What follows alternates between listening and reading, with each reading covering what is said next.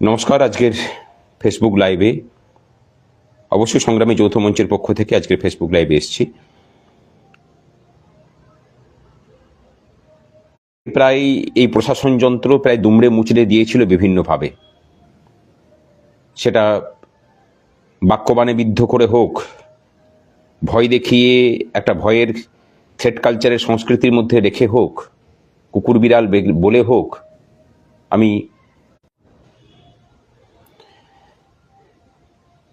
আমি সরকারি কর্মচারী শিক্ষকদের কথা বলছি। সেই লড়াই চলতে গিয়ে আমার মনে হয় যে কর্মচারী আন্দোলনের ইতিহাসে যে প্রতিহিংসার মধ্যে আমরা পড়েছি, সেই প্রতিহিংসার সম্মুখীন অন্য কাউকে হতে হয়নি। তার কারণ আন্দোলনটাতে নিয়ে আমরা কোনো আপোষ করিনি কারোর সাথে। আন্দোলন বিক্রি করার তো প্রশ্নই নেই। সরকার বহু চেষ্টা করেছে জব্দ করার, করে উঠতে পারেনি। প্রথমে অপপ্রচার, অর্থ তছনছের, অর্থ চুরির মিথ্যা অপবাদ দেওয়া, তারপর মামলা মোকদ্দমা, তারপর শ্লীলতাহানির মতো বিভিন্ন ধরনের কেস দিয়ে জব্দ করতে চাওয়া। আমাদের নেতৃত্ববর্গের কাউকে কিছু বাকি রাখেনি। এরপর নবান্ন অভিযান হলো, আরজি কর যে কাণ্ড, তারপরে আমরা নবান্ন অভিযানের ডাক দিলাম আরো কয়েকটি সংগঠনের সাথে মিলে 27শে অগাস্ট। আমরাই আক্রান্ত হলাম। আমরা সংযম দেখালাম বলে পুলিশ বলতে আমাদের সহকর্মীরা সুস্থ থাকতে পেরেছিলেন। আমরা সেদিন পুলিশের যে ভূমিকা ছিল, প্রশাসনের যে ভূমিকা ছিল, বিশেষ করে প্রশাসন যেভাবে শাসক দলের দুষ্কৃতীদেরকে সেখানে জড়ো করে আমাদের উপর আক্রমণ সানিয়েছিল, আমরা পাল্টা দিলে পরে অনেক কিছু হতে পারত। আমরা সংযম দেখিয়েছিলাম। এরপরে শুভঙ্কর ব্যানার্জি, আমাদের দীর্ঘ 51 দিনের অনশনকারী, 28শে অগাস্ট তাকে তার বাড়ি থেকে তুলে নিয়ে যাওয়া হলো,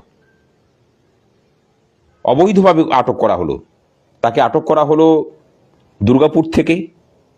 কাগজে কলমে দেখানো হলো যে তাকে হাওড়া থেকে গ্রেপ্তার করা হয়েছে। যদিও এই প্রশাসনের কাছ থেকে আপনি এর বেশি কিছু আশা করতে পারেন না। আমরা লড়াইটা তখন থেকে চালিয়ে যাচ্ছি। শুভঙ্কর ব্যানার্জিকে গ্রেপ্তার করার পর থেকেই শুভঙ্কর ব্যানার্জি অনশনে চলে গেল, এমনকি জল পর্যন্ত সে টাচ করেনি। 5 দিন পরে যখন তার জামিন হলো, তার পরের দিন সে এসে পড়ে তার অফিসে জয়েন করলো, তার জয়েন করতেও দিল। তারপরে নবান্নের নির্দেশে তাকে সাসপেন্ড করা হলো। একজন সরকারি কর্মচারী সাসপেনশন হলে পরে সাধারণত আর্থিক চিন্তাটা সব থেকে বেশি করে মাথায় আসে। আমরা কিন্তু সেটা আসতে দিইনি। সাসপেন্ড হওয়ার কালীন তিনি 50% বেতন পাচ্ছেন, আর বাকি 50% বেতন আমরা সংগ্রামী যৌথ মঞ্চের সাথীরা চাঁদা তুলে শুভঙ্কর ব্যানার্জিকে প্রত্যেক মাসে দিচ্ছি। অর্থাৎ শুভঙ্কর ব্যানার্জি কিন্তু তার পুরো বেতনটাই পাচ্ছে। সরকারকে এখানে হচ্ছে আমাদের প্রথম চ্যালেঞ্জ জানানো। তারপরে সেই মামলা নিয়ে আমরা অ্যাপিল করলাম ডিএম এর কাছে। স্বাভাবিকভাবেই কাজ হবার কথা নয়, কাজ হলোও না। এরপরে আমরা সেটাকে স্যাটে চ্যালেঞ্জ করলাম। স্যাট এমন একটা রায় দিল যে ধরি মাছ না ছুঁই পানি, যেটা এতদিন স্যাটে হয়ে আসছে আর কি। কারণ স্যাটে একটা কথা বলে রাখি, স্টেট অ্যাডমিনিস্ট্রেটিভ ট্রাইব্যুনাল, এখানে একজন জুডিশিয়াল দপ্তর থেকে একজন থাকার কথা, তিনি নেই। কোনো জাজ, প্রাক্তন বিচারপতি থাকার কথা তাকে রাখা হয়নি সরকার নিজের পিঠ বাঁচানোর জন্য। এত গণতন্ত্রের কথা বলে গোটা দেশ জুড়ে গণতন্ত্রের ধ্বজা উড়িয়ে বেড়ান মাননীয়, আর নিজে যেখানে যেখানে শক্তি পেয়েছেন সেখানে স্বৈরতন্ত্রের চূড়ান্ত বহিঃপ্রকাশ করেছেন। স্যাট এই রাজ্য সরকারের স্বৈরতন্ত্রের চূড়ান্ত বহিঃপ্রকাশের একটা জায়গা। সেখানে বসিয়ে রাখা হয়েছে একজন আমলাকে। তিনি রাজ্য সরকার যেমন চান সেই রকম রায়টি দেন। শুভঙ্কর ব্যানার্জি রায় দিল যে ডিএম নাকি তাকে সাসপেন্ড করেছে তার কাছেই তাকে অ্যাপিল করতে হবে। আমরা হাইকোর্টের ডিভিশন বেঞ্চে সেই রায়কে চ্যালেঞ্জ করেছিলাম। হাইকোর্টের ডিভিশন বেঞ্চ শুনানি করার পরে জানিয়েছে হোম অ্যান্ড পার ডিপার্টমেন্টের যিনি সেক্রেটারি আছেন তার কাছে অ্যাপিল করতে হবে। তাকে 4 সপ্তাহের মধ্যে সেই অ্যাপিলের নিষ্পত্তি করতে হবে। অন্যথায় এই যে সাসপেনশন সেটা অটোমেটিক নাল অ্যান্ড ভয়েড হয়ে যাবে। অর্থাৎ শুভঙ্কর ব্যানার্জির যোগদানের রাস্তা পরিষ্কার হবে। এরপরেও যদি উক্ত দপ্তরের সেক্রেটারি এই আবেদনকে খারিজ করেন, তারপরেও যে আইনি লড়াই, হয়তো একটু সময় লাগবে, কিন্তু জিতবো আমরাই। ক্যামেরার সামনেই কথা দিলাম, এই সরকার কোনো দিক থেকেই সংগ্রামী যৌথ মঞ্চকে হারাবার মতো জায়গাতে নেই, কারণ আমাদের পথটা ন্যায় ও সত্যের পথ। জয় আমাদের হবেই।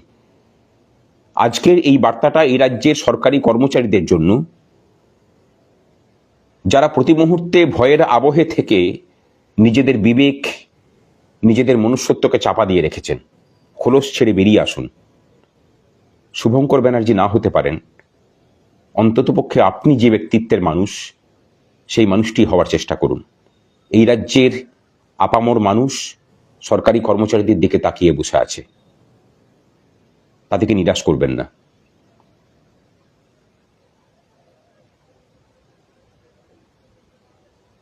আসুন, লড়াইয়ের হাতটা শক্ত করি, ময়দানটা বড় করি। যে লড়াইটা আমরা চালিয়ে যাচ্ছি, আপনি সামিল হলে দেখবেন আপনার সামনেও আপনার সাহসের যে উন্মুক্ত দরজা, অবারিত দ্বার হবে, আপনি অন্যভাবে বাঁচার স্বাদ পাবেন। আসুন, একসাথে বাঁচি, এক হয়ে বাঁচি। আর এই স্বৈরতন্ত্রের বিরুদ্ধে যে লড়াই, সে লড়াইয়ে আমরা নিজেকে সবাই সামিল করি। জিততে হবে, জিততে হবে এই জাতিটার স্বার্থে, জিততে হবে আগামী ভবিষ্যৎ প্রজন্মের স্বার্থে, এবং অবশ্যই এই গোটা রাজ্যবাসীর জন্য। আজকে আরও একটা রিপোর্ট বেরিয়েছে, যদিও সেটা অনেক পুরাতন রিপোর্ট, আমরা বলছি, মানে পুরাতন রিপোর্ট নয়, পুরাতন রিপোর্টেরই ধারাবাহিকতা।